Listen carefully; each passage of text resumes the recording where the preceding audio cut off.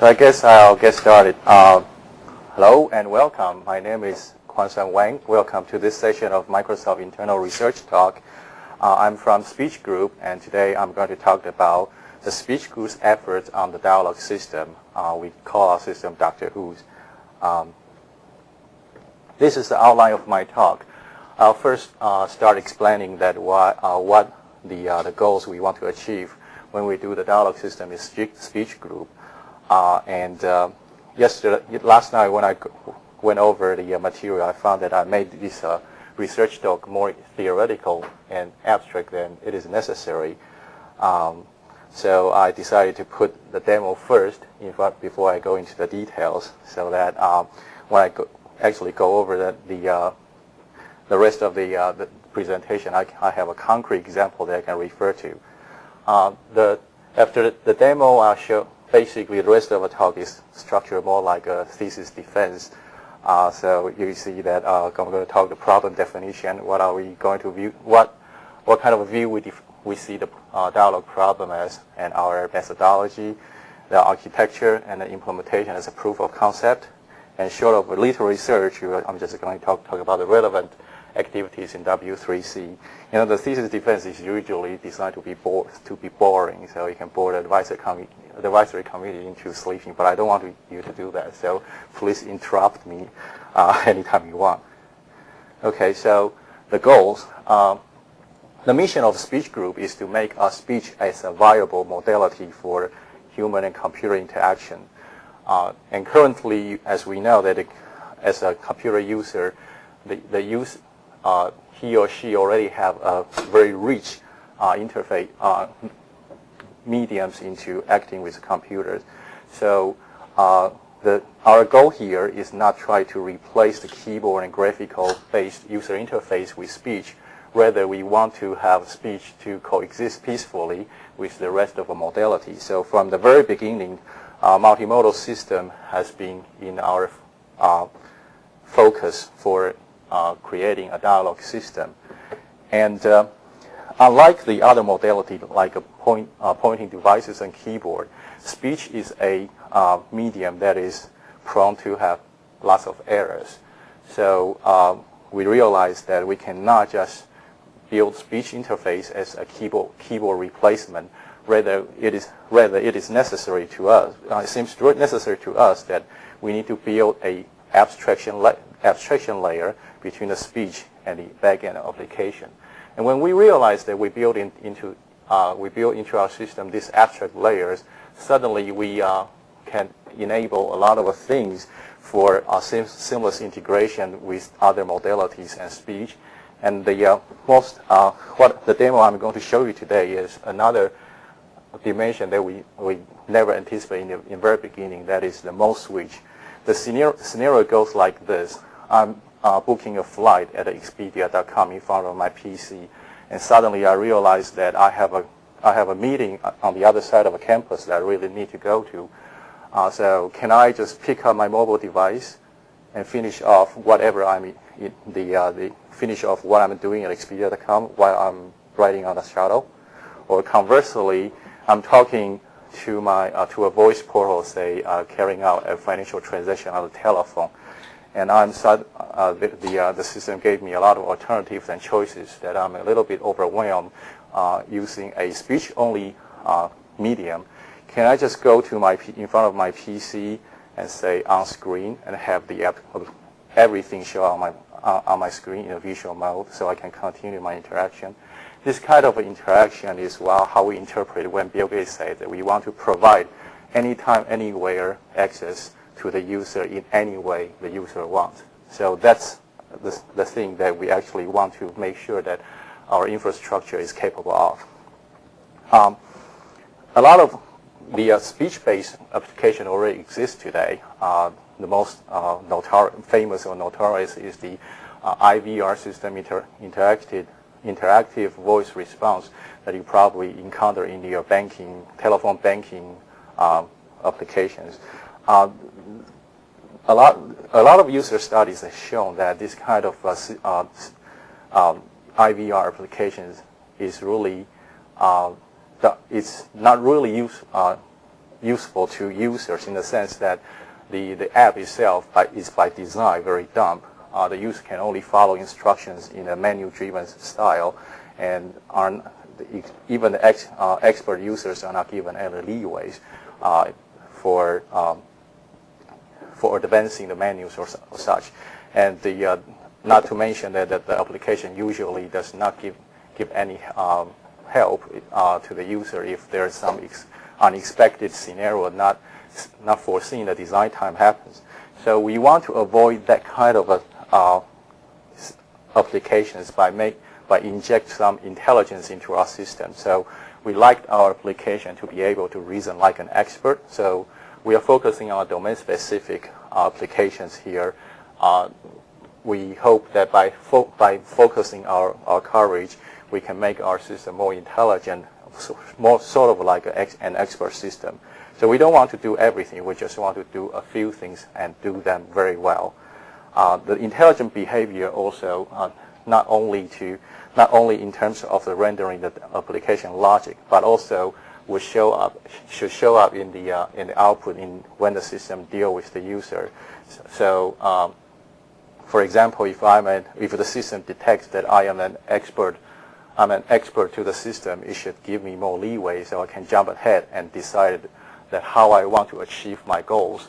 Whereas if the system detects that I'm stumbling upon various areas during the interaction, it should switch its strategy from expert mode to naive user mode and give me more handholdings. We hope that this kind of adaptive behaviors can the system can exhibit this kind of adaptive behaviors rather than just having the poor user to adapt to the system. And finally, we understand the spoken language can be very ambiguous as by machine standards. So we like to have our understanding modules to dynamically adjust its behavior to per dialogue context.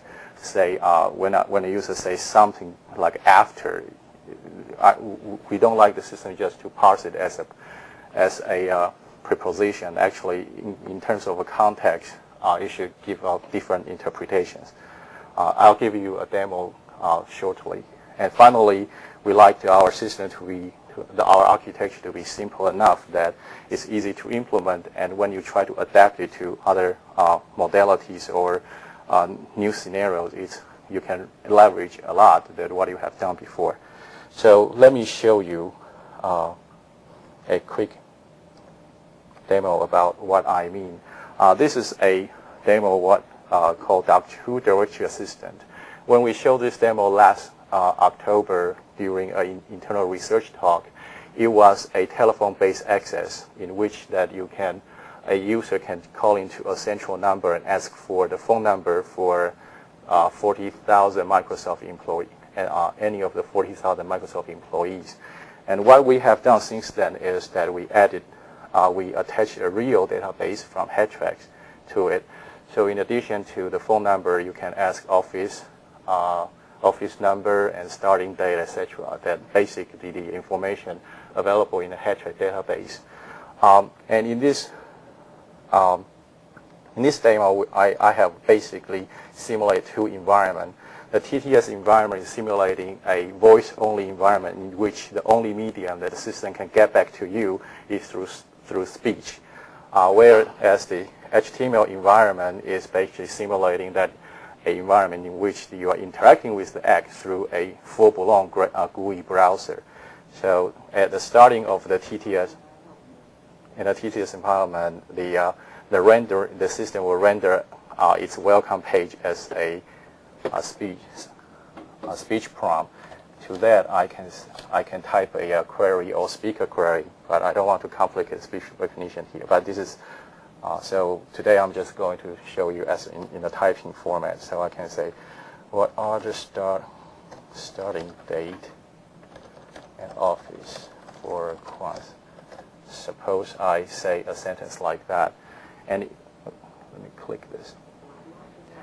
And in TTS environment, the system basically will parse the sentence, understand my understanding my intention and render the output in a way that is suitable for voice only. Whereas in the if the user is coming from a HTML thing, you just render it in the HTML table in its most appropriate form. So the way, see, I switching the mode here is by simply click. This is to simulate this, what I call the mode switching on demand. So in the process, if you hear the TTS, you cannot hear the TTS very clearly. You can just go to a page and click on HTML mode, and then it actually changes output as that is most suitable for your accessing media. So this is a dialogue system. So if I say, what about Hans to a human, you will understand that actually I want the same information for a person named Han. In this case, the database has two people. One is Han and the other is Xiaowen Han. That has the same, that probably can be, that can match to the description of Han. So in the HTML view, basically what this demo shows is it creates the hyperlink. You can click to it. Or in the TTS, since there are only two alternatives, it's not too verbose to iterate all the alternatives to you, so it asks you things like that. And then I can just say, I mean, Xiaowen Han. And then click the button. So it actually remembered the request item was the starting date and the office. In the HTML view, actually do the same thing. Let me give you one more example. How about direct?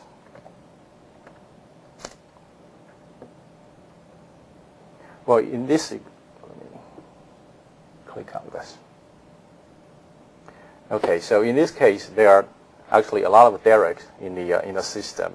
In the TTS, if you are acting through a voice mode, it is impossible to enumerate all the possible directs through you. So, so a proper dialogue strategies for voice-only mode would be actually tell you, oh, there are 27, and suggests you a way to narrow down which direct are you referring to. In this case, it asks you to say the full name. But if you're working in the HTML environment, because you're assuming there is a big display there, so it doesn't hurt to list all the possibility on the screen. So it basically does the same thing as in the previous example where the alternatives are two. So in this case, I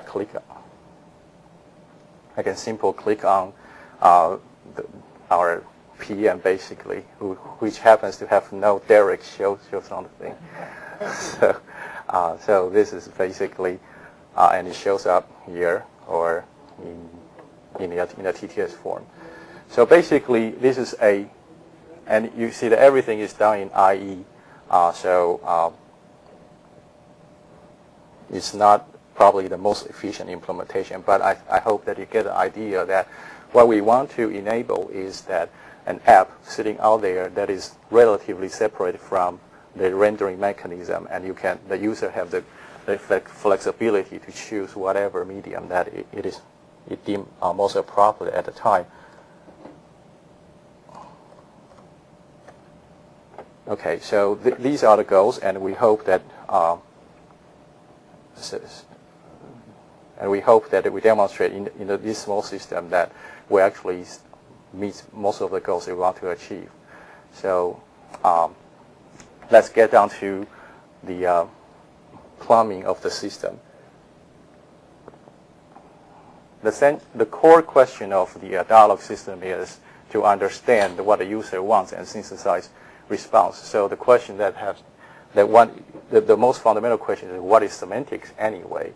And if I turn to my AI textbook, it tells me that for decades the semanticists have been arguing what is the best way to do semantics, and there is no consensus so far. But fortunately, there are only three remaining dominant schools of thought there. The first is called discrete semantics. Basically, that's what you would expect when you get a like something like object libraries, you will get a lot of object maps, how they are linked to each other, and when you do something, to, it will have a description of objects, and it tells you that what kind of actions if you would happen if you do what to send what events to the objects, and that has been working very well in some areas. But of course, there are other school of people think that, well, that is probably a very ad hoc way of doing semantics, and they advocate that probably a good way in some cases to do semantics is through converting a meaning to what we already know. In most cases, that means the predicate calculus basically logic expression. So if I say Derek likes a lot, I will write a rule. If X is said by Derek, then X is false, things like that. So, and because of this logic expression, it has well-defined semantics, so they can be used to annotate other semantics as well. And finally, a group of people actually advocates that, well, the semantic is meaningless until we see something out of it. They advocate that let there be some machine, and all the semantics is defined by what the machine actually does. So it's a meaning by the meaning is actually defined by the action generated by this pseudo machine. We don't want to take side as to what is the best way to do semantics. Actually, we find the use of all of them. Especially the last one, the procedural semantics, we found it particularly useful in the dialogue environment, because basically the dialogue system is that you say something to this, or you do or say something to the system, and you see if the system comes back with a sensible action. So we basically view the dialogue problem. If we take this view and we say, aha, this is basically a pattern recognition problem in which the pattern to be recognized by the system is simply the action that it should take. So we put on our beloved pattern recognition formula and write down the equation to describe the dialogue problem as given a signal from the user and the past interaction history, the past n-1 turn of the interaction history. What the mission of the dialogue system is just to try an optimal action which maximizes some objective function in some way. And if we take the objective function to be uniform error rate, then one can demonstrate that the optimal equation becomes something what we know as map decision rule. Basically, you have to figure out the probability of the conditional probability of a particular action given the signal and past history, and choose the largest one. Then it is the optimal solution. Sometimes, as in the many cases of the pattern recognition problem, trying to find a probabilistic measure for this in one step is very difficult. So usually what we do is that we introduce some intermediate variables using conditional probabilities and directly expand this equation into three subparts. And these two are mathematically equivalent. And in many cases, it calls for a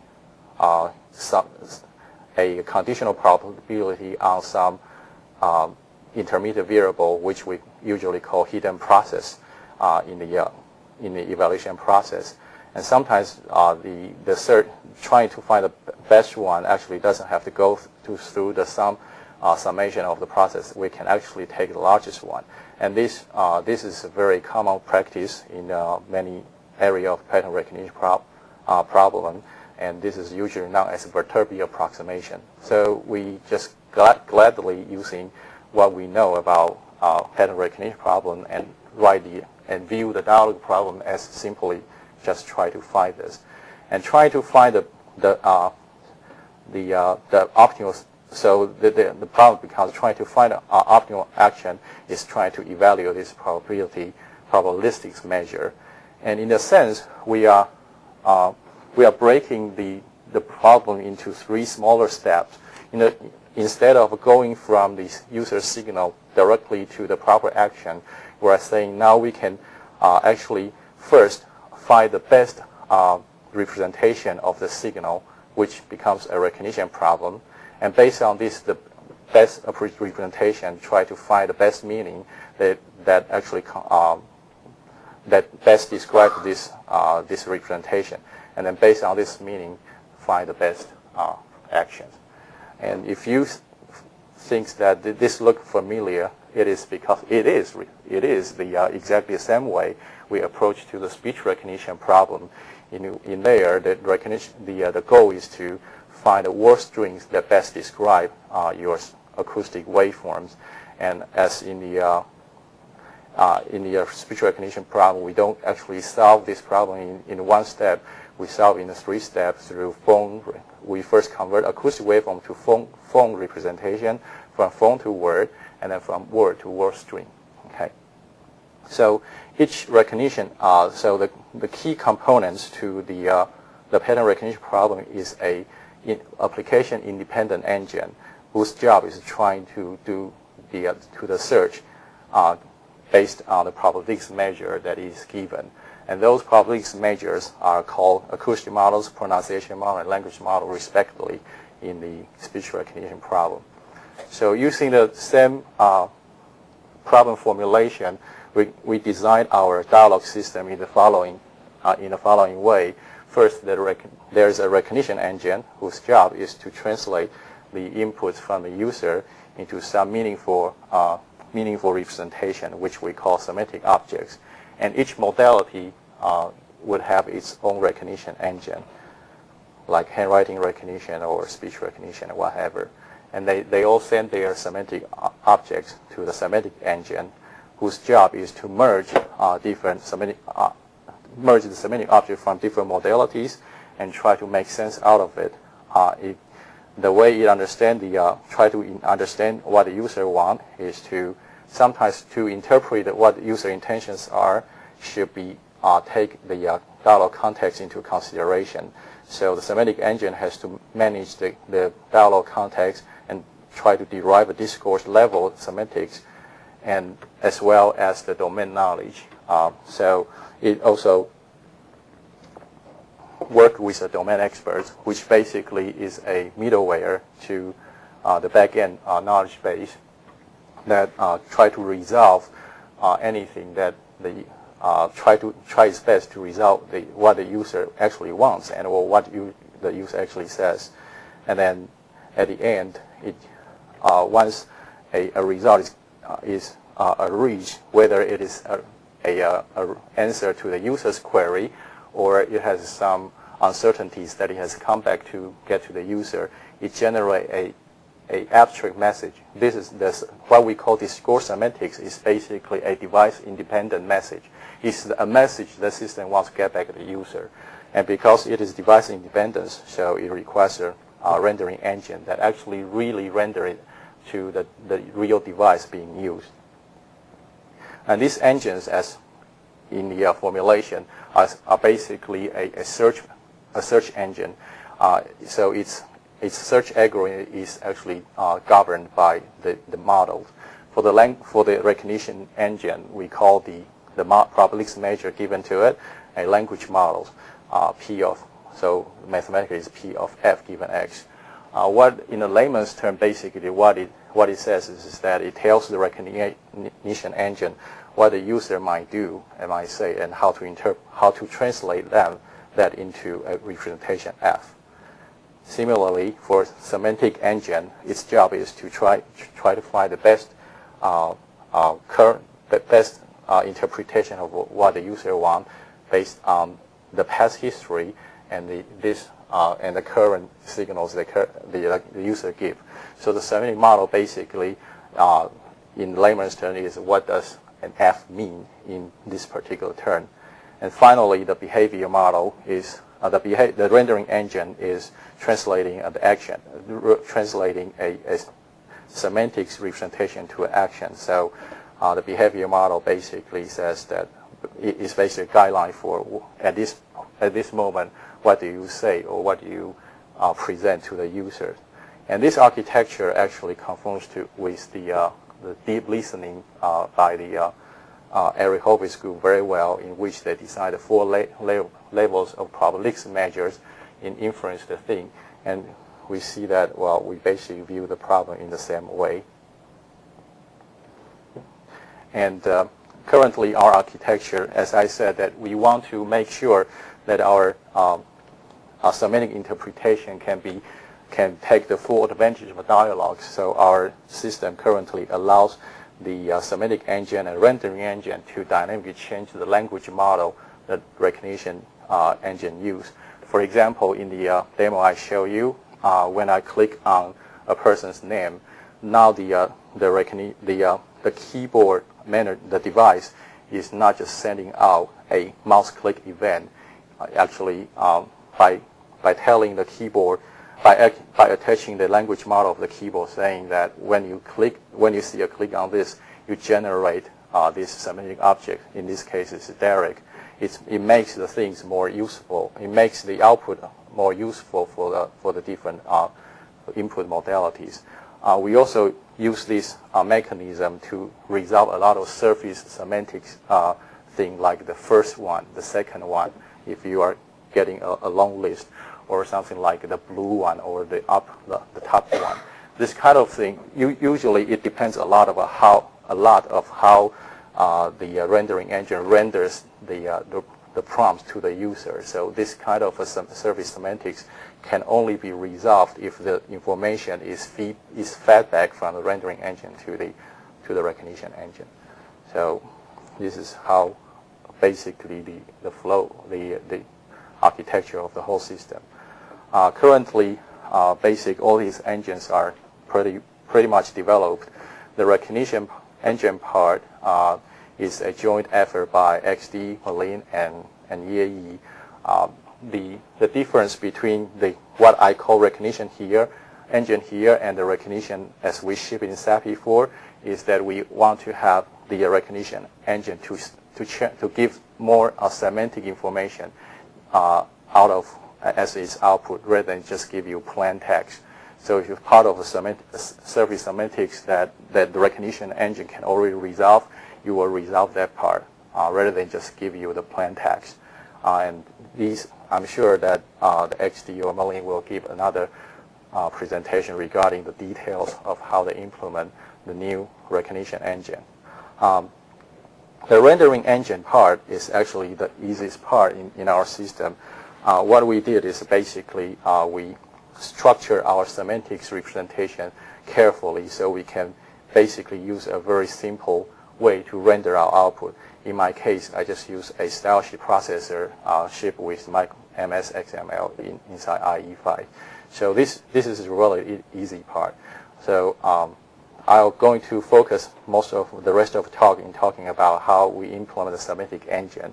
As you know, that the mission of the semantic engine is to merge the what I call surface semantics from the input from recognition with the knowledge which is available in the backend, and try to mesh them, integrate them together into forming a reasonable discourse, a semantic interpretation at the dialogue context.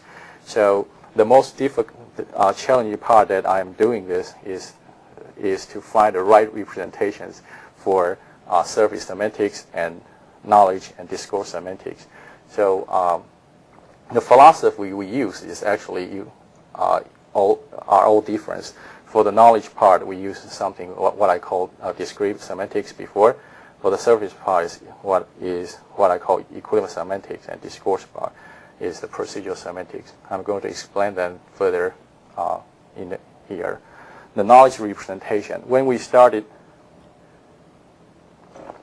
the Doctor Who process, we basically assumed that the app developers would have is highly disciplined. So before they write the first line of code, they actually go through the object analysis, scenario analysis, object analysis, and define their schema pretty well. Okay. 2 years ago, we think, well, this is probably the biggest hurdle for anyone trying to develop application for application with Doctor Who. But to our surprise, that we just found out that this is what the the Microsoft new effort NGWS is advocating. So hopefully by the time the NGWS is down, all the application will have a well-defined schema in something like an entity relational diagram as advocated in the NGWS schema team.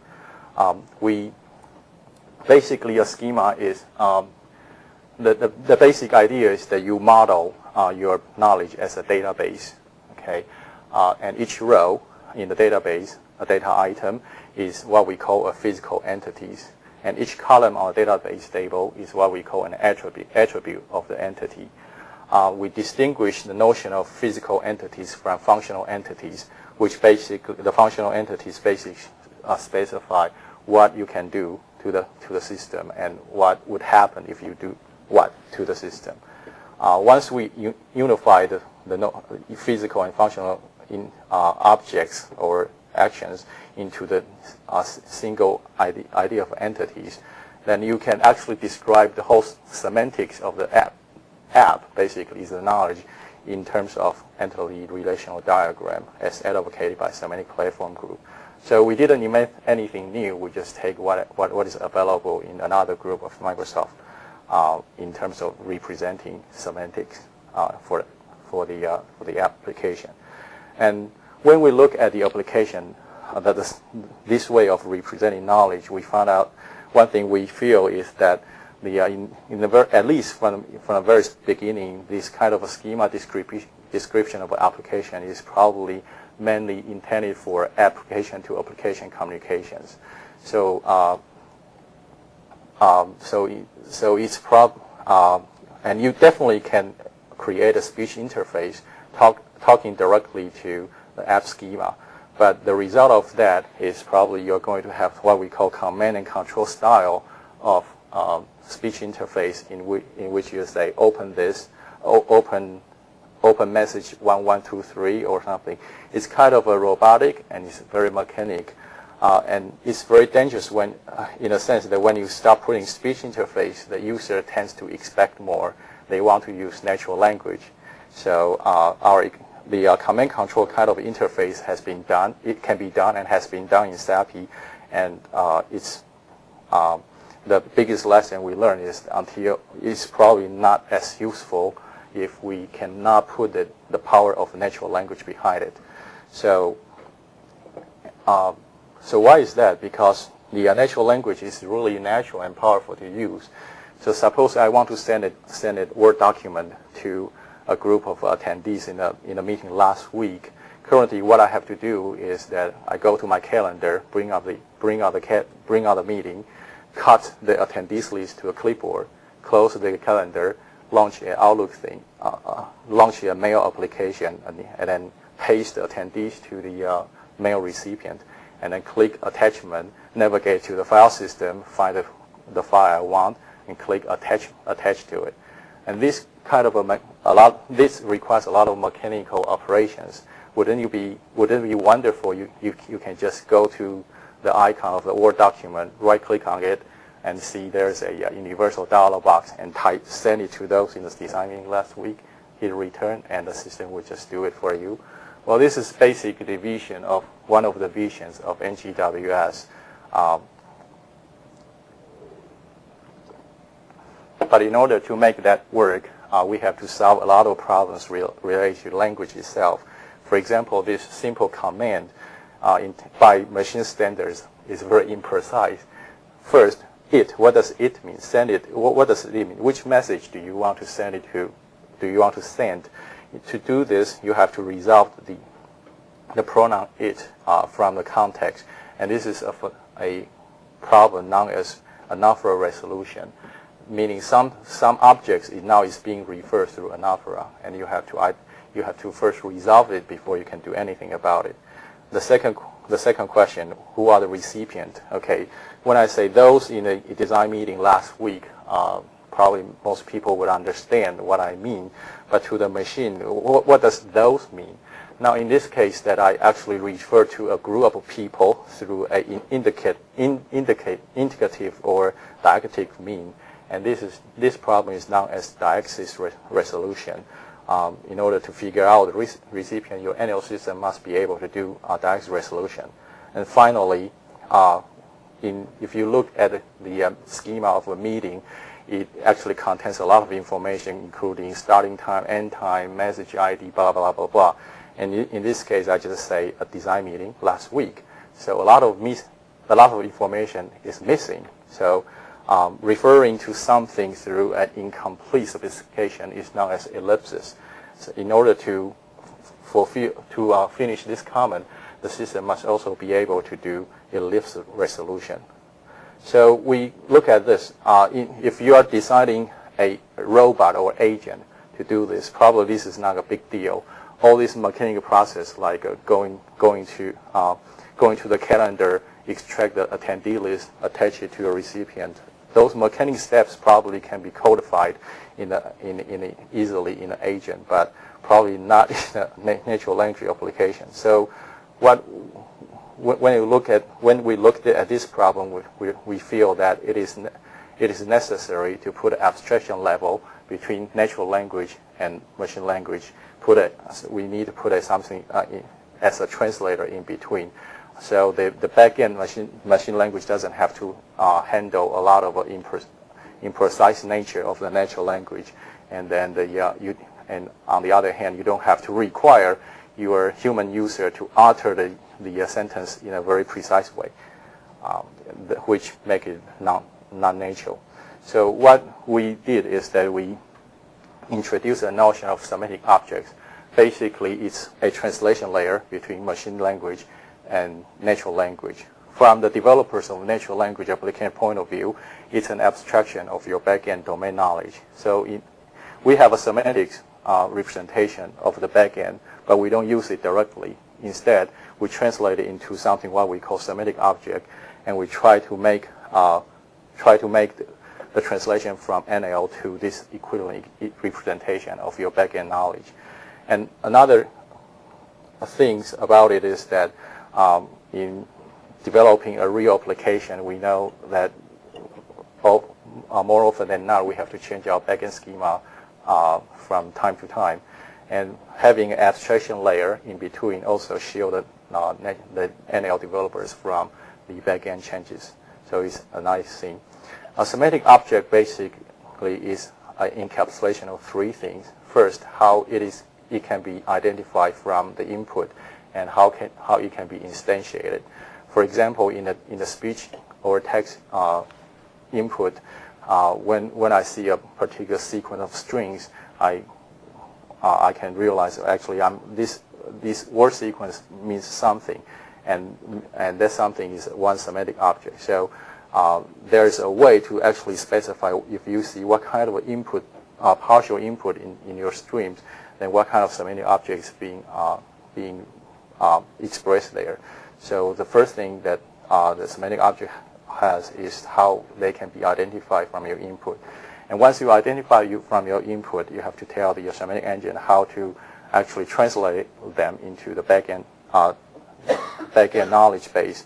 So it also have this. The semantic objects also have this link back to the application schema. How do you translate what you identify to a SQL search or whatever to your backend?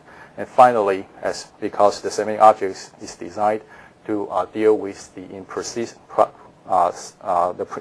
nature of the natural language, so you also have to specify if there's exceptions. If there are exceptions, how do you handle them? So the semantic object has all these properties. When your backend entities is modeled by an object-oriented database, you will see the entities have an inheritance relationship. When doing this abstraction, it is natural to let the semantic object, which basically is a description of your entities, to inherit this kind of a relationship. But in our current implementation, we never deal with object-oriented database at the back end. So theoretically, our semantic object should have the inheritance relationship, but we never implement it. So I graded out here. However, what we use extensively is a property of the semantic objects, which we call polymorphism.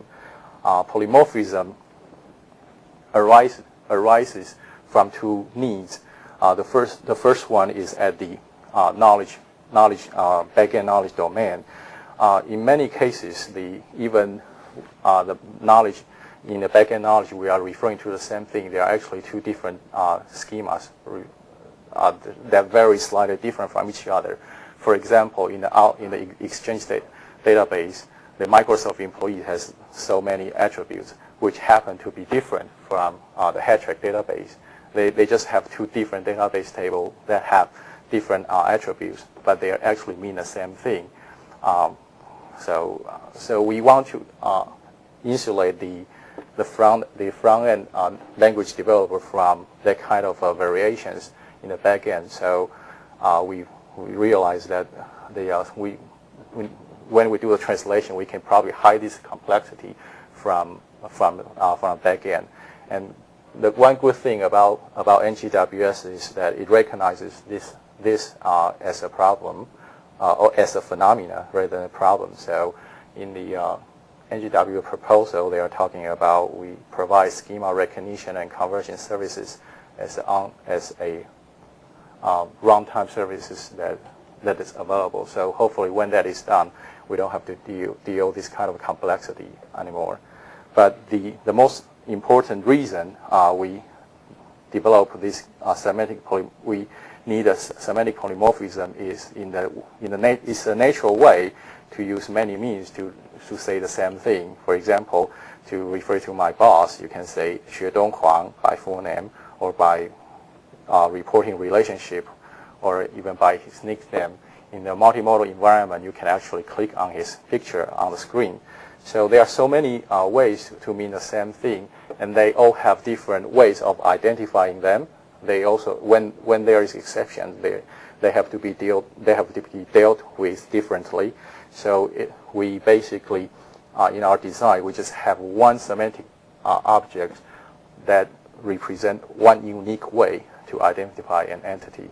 So if you have two database schema and you have 4 ways to referring to the same entity type, potentially you have 8 semantic objects just to do it. So this sounds like we are making a proliferation of semantic objects. I just want to indicate one person in the database. Now you're giving me 8 semantic objects to do that. So it's like we are increasing the complexity of system, but hopefully through what we meant by polymorphism is a way that you can actually abstract this different kind of semantic complexity into a simple way of using it. Like, for example, when you write a rule, say send mail to person, even though there are 8 semantic objects corresponding to person, the system automatically does that for you instead of having you worry about that.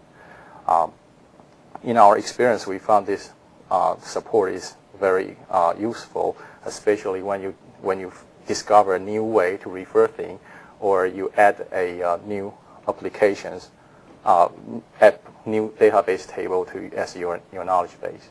It's really nice. Okay, so let me give you an example of what the semantic object, how we do the how we instantiate the semantic object and how we did it. So this is a sentence from the Doctor Who Director Assistant demo.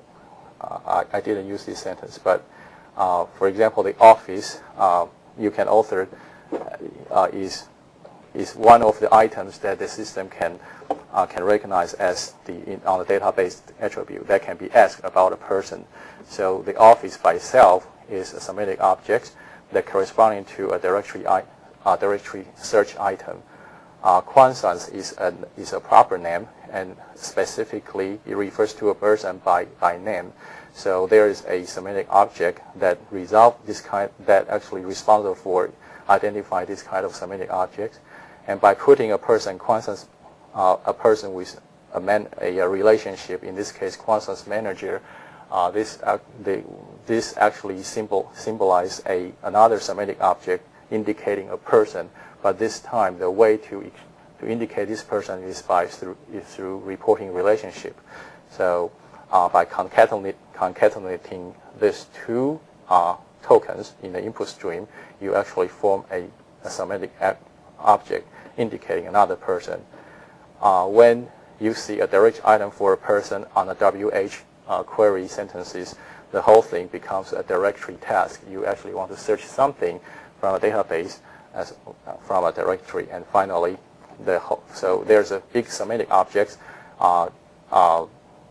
explaining what this sentence is, and finally, this one, direct text is just one of the 4 major tasks in the Doctor Who team text, other than in addition to mail, meeting, and the to-do list. So this is basically a semantic object, how we compose semantic object from the input. And at the runtime, what it does is that, okay, this is a by name semantic object, so I know I'm dealing with a database table that deal with person, and I'm going to search the database table by name.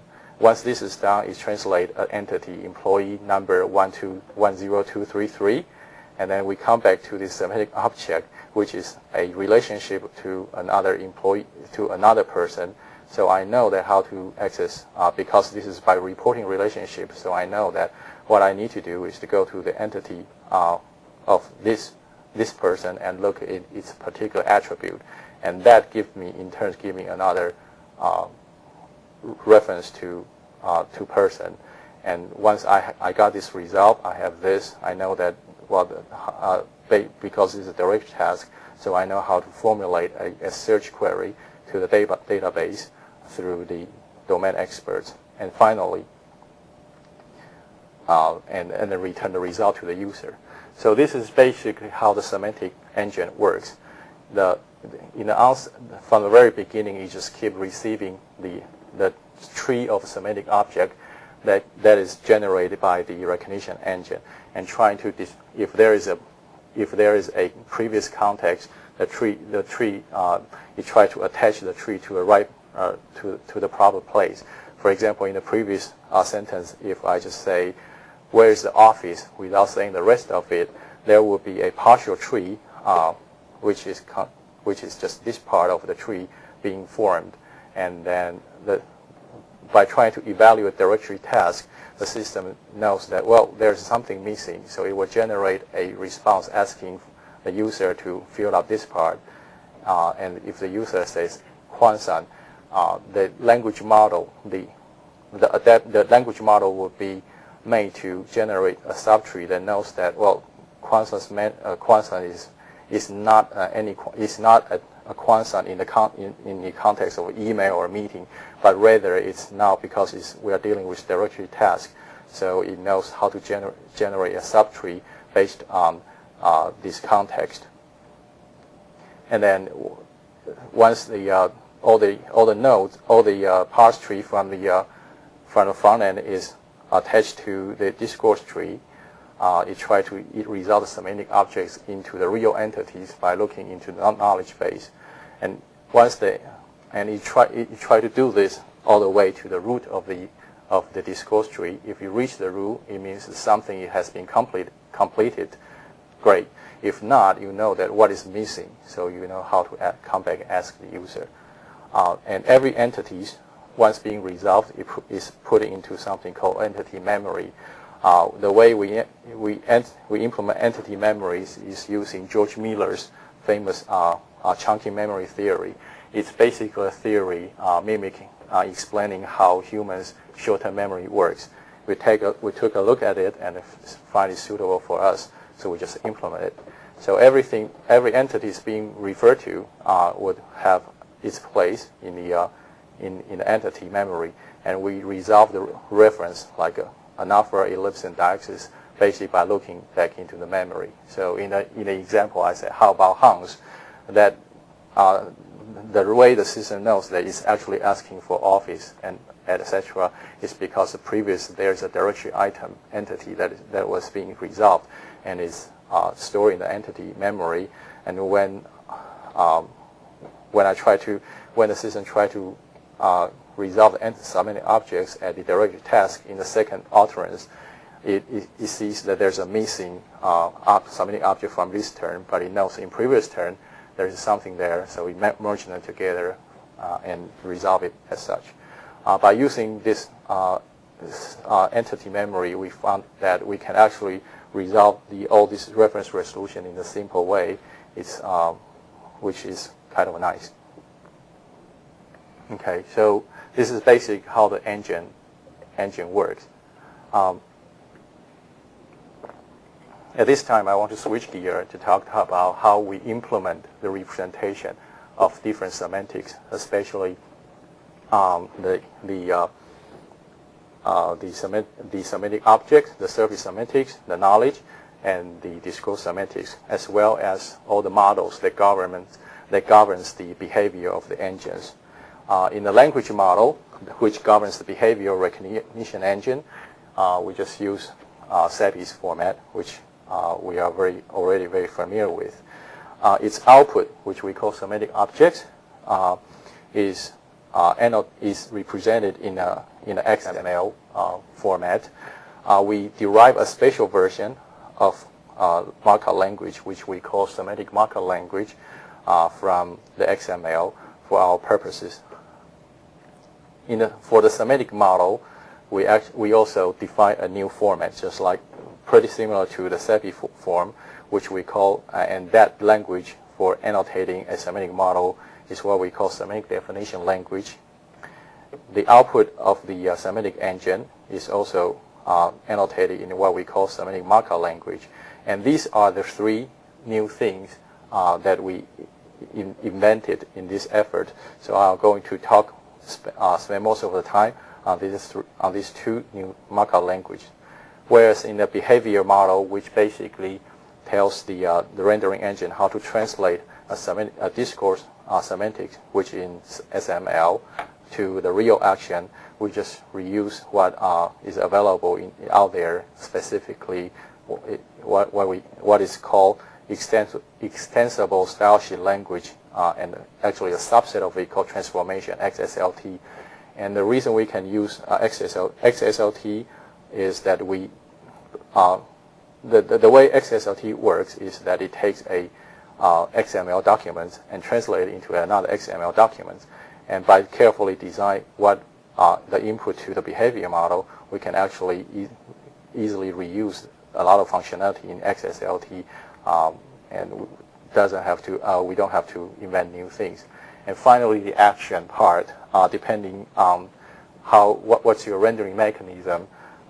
In the HTML view demo, we just render our XML into HTML and have IE to render it. In the TTS demo, we just translate the XML into the markup language of our SEPI TTS engine and let the SEPI deal with it. Okay. So what is XML? This is a new thing we invented. So here's the easiest way to explain it is by showing you an example. So let's say I want to travel from Seattle, Washington to Portland, Maine on July 4th, 2000. One way to represent this message would be through this kind of XML documentation in this way. But everyone can compose an XML document. Its meaning, an XML document like this is probably useless if the recipient doesn't know that what texts are there and what they mean and how this document is structured. So the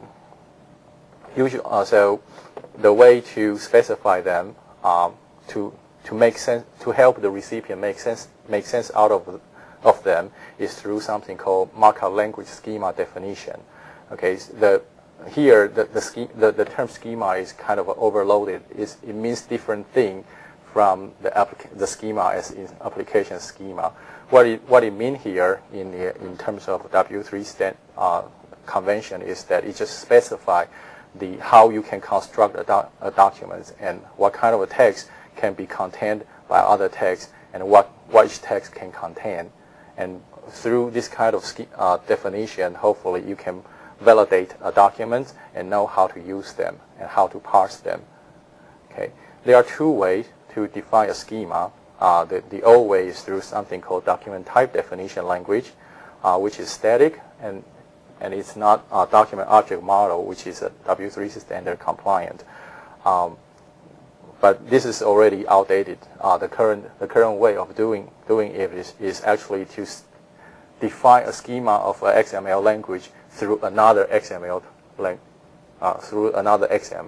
It's as confusing as writing a C compiler in C, but basically it is what it is. Okay, and this is because now the schema of this document is defined by another XML document, so it's more extensible, as just like XML is extensible.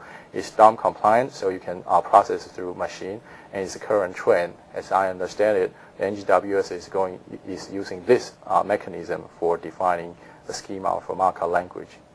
So are there any contenders out there that can serve the purpose as defining a language designed for semantics?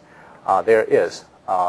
One of the efforts in W3C HTML working group is trying to define a schema definition language for HTML forms, and its purpose is to cure a problem that currently HTML form intertwine the contents from its presentation. So if you want to present the same information from HTML environment to another, say, like a wireless in a smartphone, even though the contents are the same, you have to redo everything. So what they wanted to do is actually to separate the contents from its presentation. The XForm markup language is actually the way to annotate the contents. The target presentation mechanism is XSLT, just the one I use. Its current status is in the early draft. It just published a data model document, and there's a lot of unknowns still exist in the XForm.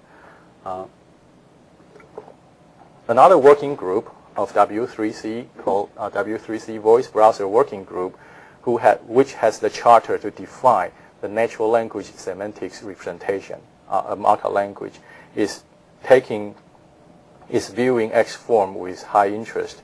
The argument that we can actually annotate semantics in the form is through something called form filling metaphor. The argument goes like this: that if you want to understand how U.S. text code works, you basically look at all the forms that you have to fill at the text time. If everyone started with 1040 and it goes to a particular column, it points to you, oh, when you meet this condition, you have to fill another form, and it basically is a circular chain. So that system seems to work reasonably well. And the argument is that if we can define the semantics of U.S. code in terms of the forms that we have to fill, then we should be able to use the forms to define all the semantics, because the U.S. code is reasonably complicated enough. So now the committee, the working group, is taking XForm as one of the candidates for semantic representation, especially in the natural language environment. However, when I look at the XForm spec, we have some. So okay, before I go further, let me show you how a SML instance, how we can use XForm to describe the schema for SML instance. Basically, in this instance, it says that, well, an itinerary is a container, so it has a name tag group, and it can contain 3 other small subtags, namely the origin, destination, and date. And the origin and destination by itself are also containers, so it has a type group, it's a tag group, and it has the origin can contain 2 things: cities and states. And cities and states, they are terminal, so basically they have the tag string. Similarly, for destination, you do the same thing. So if one would to use XForm as the schema definition language for SML, this would be the way to do it. However, when we take a look at this, we found that the XForm is probably not sufficient enough for our purposes, especially when it comes to the semantic polymorphism we just talked about. Currently, it just have no concept of polymorphism at all.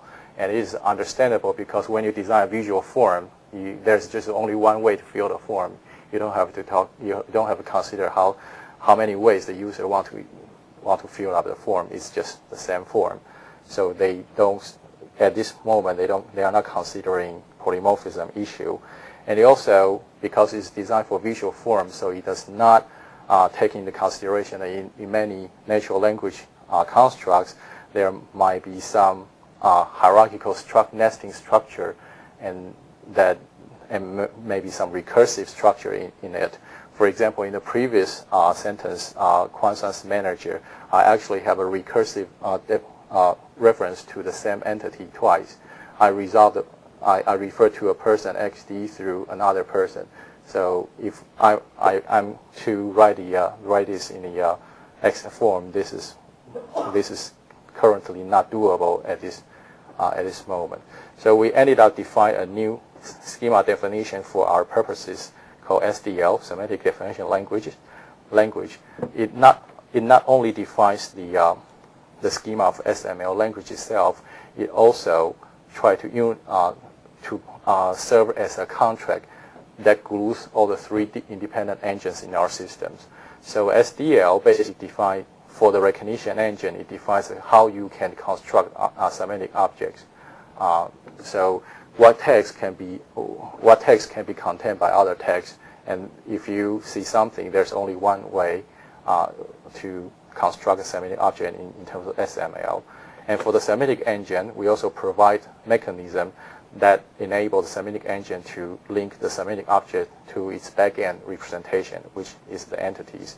And finally, because it also defines the discourse semantics, so the rendering engine can look at the SDL and knows that what is expected from the semantic engine. Okay, so if we are going to use the SDL to define our SML, this would be the way to do it. So the new thing we introduce is something called type. Basically, it's a so-called entity type notation. We can associate different entities based on its type. And if we have a new expression that actually that says the same thing, we can have different semantic classes that have the same type, and then they can all go into a slot that requires of the same type.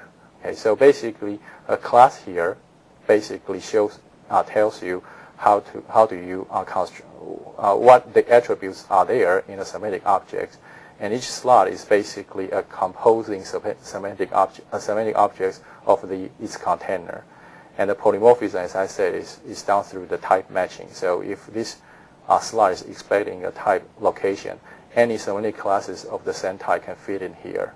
Okay, so you can easily add other expression as other semantic class and dynamically load them into your system to achieve the polymorphism effects. And what is not shown in this example is that each semantic class can also be attached with the way how they can be identified. So each semantic class can have a CFG, which basically is a language model, and it also can have a specification of how it links to the backend domain experts through a tag experts, and you also have other means to specify how the entity memory can be manipulated and how the reference resolution should be done regarding a particular semantic object. Okay. So we believe that the SDL is as lightweight as X form, and it provides other benefits that is peculiar to our system. So the way we do this actually also implies a application development process. So we basically require, before a Doctor Who app can be developed, there must be someone to actually analyze all the schema for the application and define the schema in detail. And once the schema is defined, then we can start. Then we have another procedure is required to define all the semantic object hierarchy and specify them in SDL format as we just show. And once this is done, basically the rest of the application can be carried out in parallel. The middleware person can start writing the database access code per the SDL schema, and because it knows what the front end will give you, so it can do this.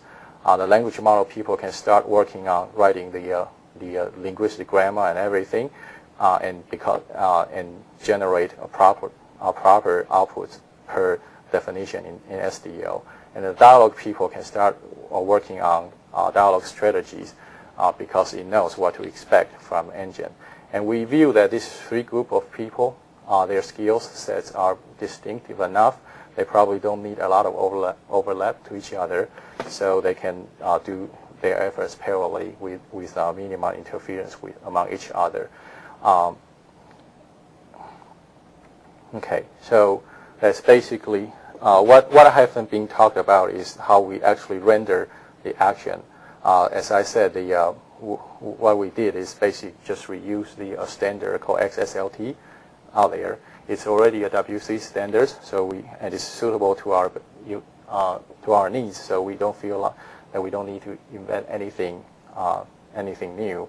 The basic usage of XLT is like this. So it's trying to match a pattern in your source document, and then once it is matched, you just put everything between its beginning and end tag and to the output. So if you want to generate HTML documents, you just put HTML document snippet in between. If you want to generate TTS thing, you put TTS markup in here. And this construct is pretty much similar to a programming language known as Prolog. Basically, here is your predicate. Its pattern is when you match your predicate, do something. So it's a predicate action pair that you can that is the same program paradigm as in Prolog. And as you know, that a lot of intelligent dialogue system is actually based about is using predicate calculus to design its strategy. So we found this pattern very useful for us to implement intelligent dialogue in the same manner. So we just use it.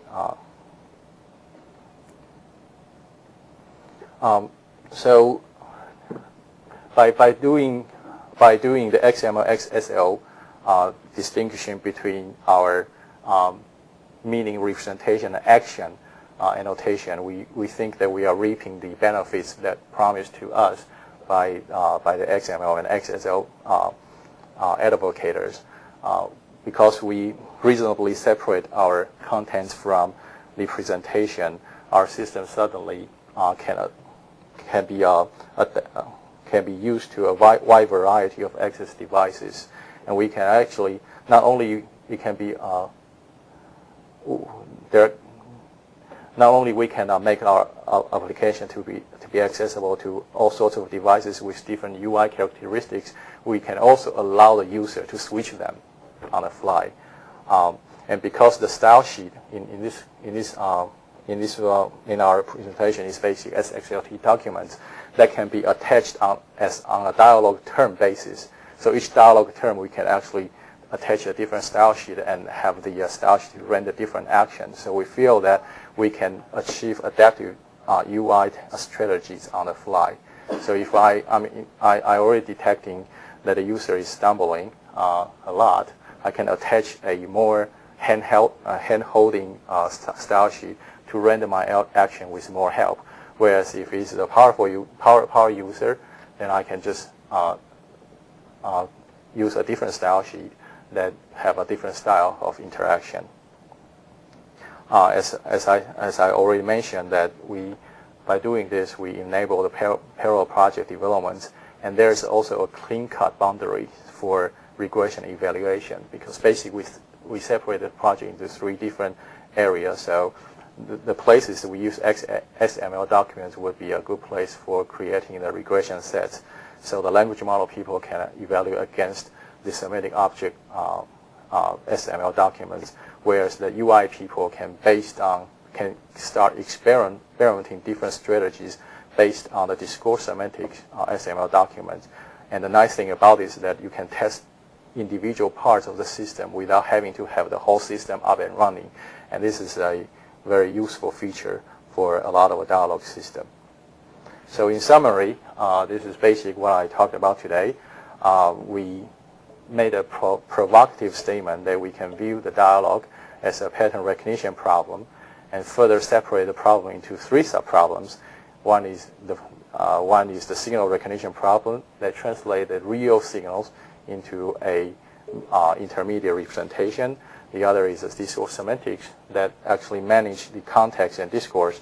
And then the last one is action rendering. And by looking at the difference between machine language and natural language, we introduce a notion, a layer that is a translator between these two through something we call semantic objects. And the way we do it is to combine different kind of semantics, different ways of representing semantics in one single construct we call semantic objects. And by separating contents from presentation, we think that our system can seamlessly can integrate multimodal access, and the behavior can be made adaptive.